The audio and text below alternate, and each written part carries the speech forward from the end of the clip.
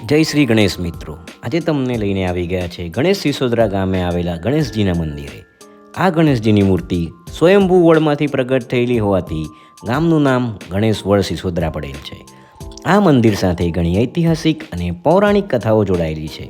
વર્ષોથી અહીં પૂજા કરતા પૂજારી જણાવે છે કે 1960-62માં મુગલ સમ્રાટ ઔરંગઝેબે જે મૂર્તિ પૂજાના વિરોધી હતા તેમણે આ મંદિર તોડી પાડવા માટે સૈન્ય મોકલ્યું હતું।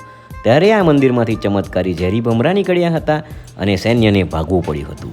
આ જાણ રાજાને થતાં તેમણે માફી માંગી હતી અને મંદિર માટે 20 વીઘા જમીન દાનમાં આપી હતી, જેની જાણ સમગ્ર ગુજરાત અને આજુબાજુના વિસ્તારમાં થતાં મંદિર પ્રત્યે લોકોની શ્રદ્ધા વધી અને દેશ વિદેશથી પણ ભક્તો અહીં દર્શન કરવા માટે આવવા લાગ્યા। અને જો પૌરાણિક મહત્ત્વની વાત કરીએ તો ગણેશ પુરાણમાં પણ આ મંદિરનો ઉલ્લેખ કરવામાં આવ્યો છે।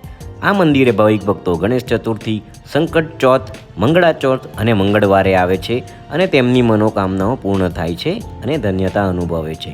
જય શ્રી ગણેશ।